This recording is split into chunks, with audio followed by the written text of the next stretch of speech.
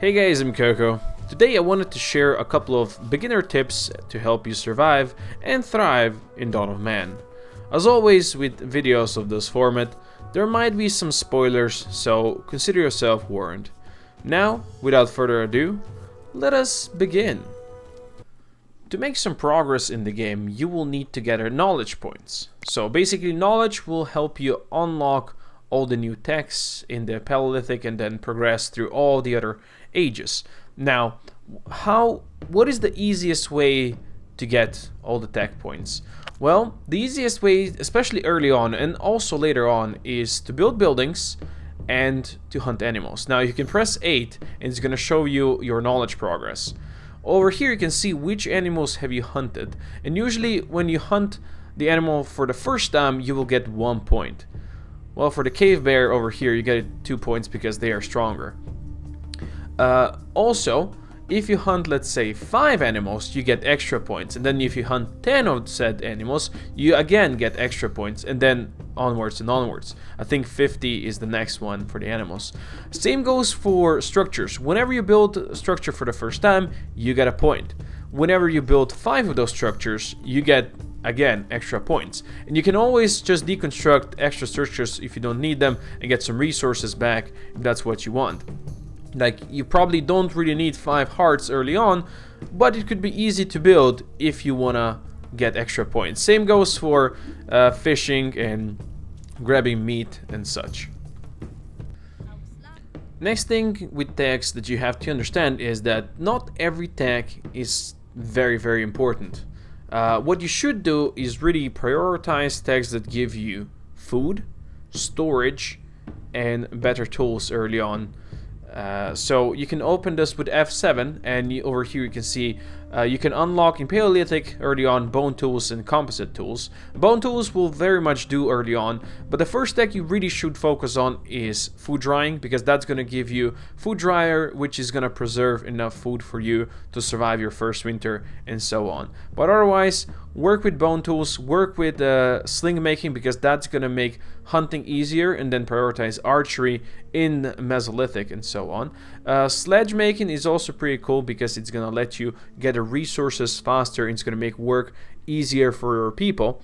Now, since tech points are not always that easy to come by, you can always trade for them. Traders will come by and sometimes offer you tech, and I would advise you pay for that tech, especially if his mission is low or average, because in the end, tech points might be kind of harder to get by than, I don't know, maybe making 10 tools and a bunch of meat and a bunch of straw or something that you can trade for and get that tech basically for free. So I mentioned the importance of preservation of food, especially for winters, because in winters, yeah, food can be a problem.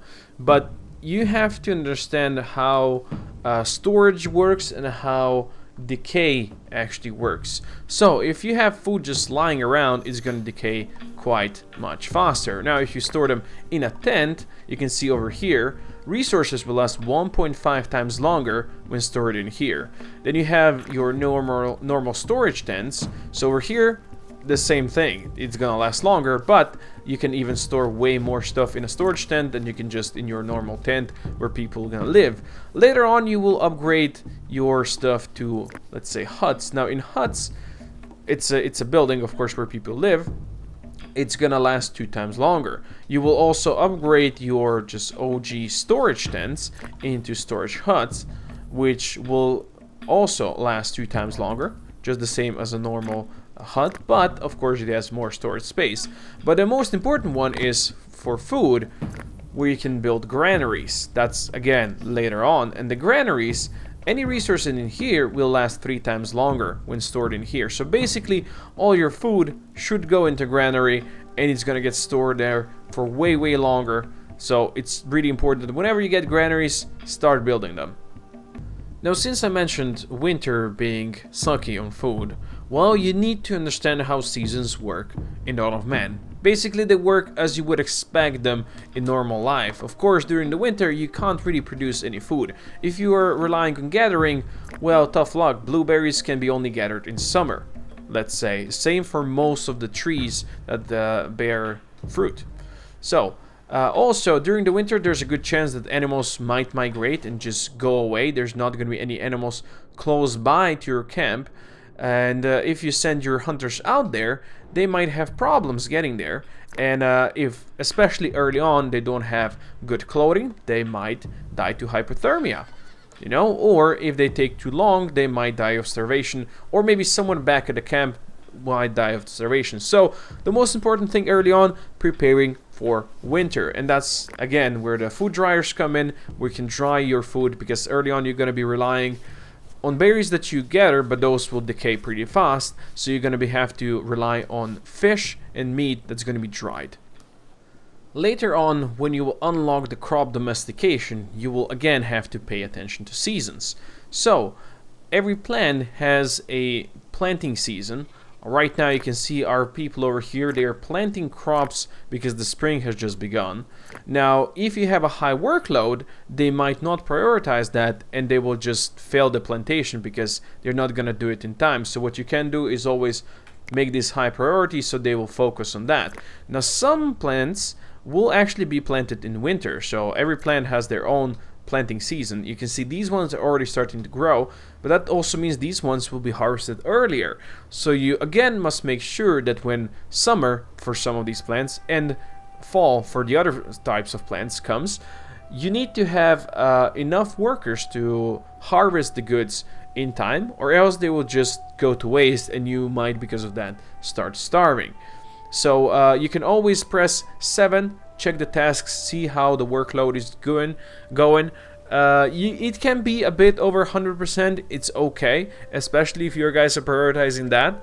But make sure that the workload is not too high, or else these things might not get done in time. Now, I mentioned workload issues earlier. So if you have too many tasks at the start, this is especially important at the start of the game. If you have too many tasks, let's say you have like 5 people only, and you just give them, I don't know, gather sticks there, gather fish there, gather water somewhere, gather logs over there, you know, just do everything at once, hunting and stuff. They might go and just keep on gathering sticks and sticks and sticks, and I don't know, chop wood and gather stone and gather flint. They might just keep on doing that and just forget to eat and thusly die of starvation. So always pay attention to your workload. It's okay if it's on over 100%. Just try to not get it too high. Over here it says try to keep it below 150%. And that is already quite high, I should say. You don't need to work your people to death. It's really not required. Especially because you don't really need to grow as fast as possible, as big as possible. It's not needed. You take your time, feed your people, don't overwork them, and it's gonna all work very, very well for you in the end. An important thing to note as well is don't build too many huts early on. You don't really want to overpopulate the whole place because, well, they might start starving, they might hate you, which they probably will. So usually just focus on building as many tents or huts or whatever, or as many as you can supply with food in the meantime, and as many as you have clothing for, because if you have too many people with no clothes in the winter, well, you guess what's going to happen. Same goes for food. If you can't feed them, just don't build too many huts or tents or, you know, other buildings if you can't sustain them. This is the most important early on. Later on, when you unlock farming, you can sustain larger populations easily, but early on, especially, hunting can be quite dangerous. Your people are gonna get hurt, so that's important. Your people also will, you know, get low morale, so build spiritualist items like this totem over here or skull pulse, and later on you can unlock some monoliths as well, and that's gonna keep their morale up and make them happy. As you progress through the ages, you have to make sure to replace outdated items. So basically, you will be getting better and better tools. Of course, first you start with wooden tools, then you go to bone, then you go to flint, and later on copper, bronze, and iron, and possibly some steel swords as well. Who knows? Anyway, what I'm trying to say is that a good idea is to get rid of whatever excess you have as soon as possible.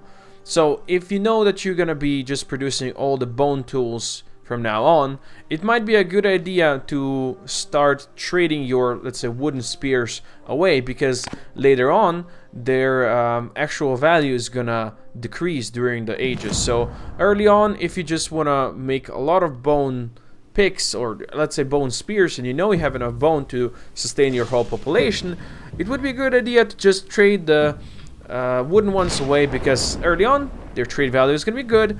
In like I don't know, let's say in Paleolithic their trade value is gonna be good. When you're in Neolithic, it's gonna suck. It's not gonna be worth a lot anymore. So, you know, when you replace them, try to trade them away as soon as possible to get something out of those. So, a trader has arrived at your village, and he is ready to trade them. So, there he is. What do you do now? So basically, whenever you trade, only items stored in buildings will be tradable. If you have stuff on your people, you can't trade those. And if you want to try to get the best out of trade, you can always buy raw resources and then turn them into tools that you sell back to them. So that would probably be like the most money-making version, even though there's no actual money in the game. But that, you know, might make the most sense.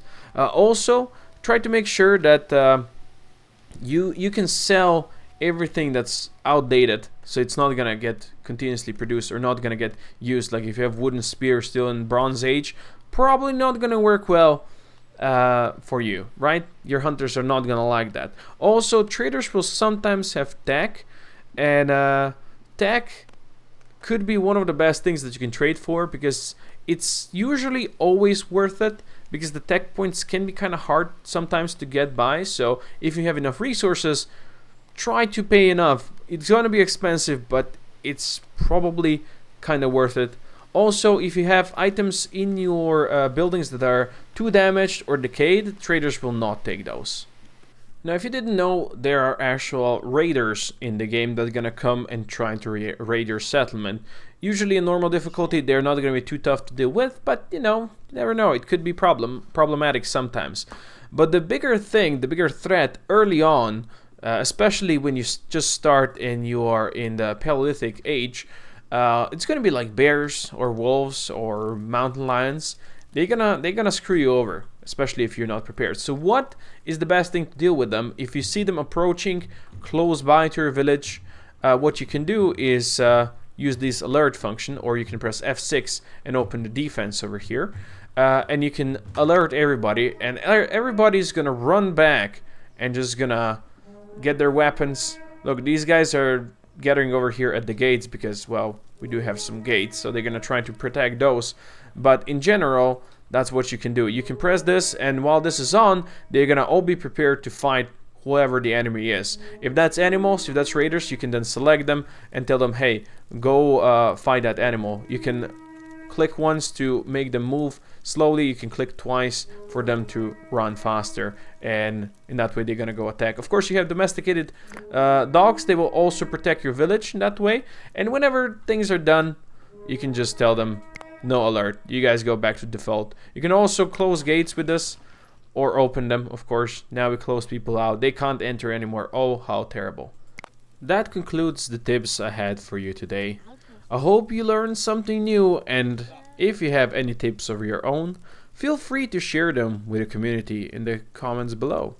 Also, if you like Let's Plays, you might want to check my current series. That's gonna be there's gonna be a link in the description, but well, for now, thank you everybody for watching. I do hope you enjoyed this video, and if you did, please consider dropping a comment below, share, like, subscribe to see more. Do your magic, and I will see you next time.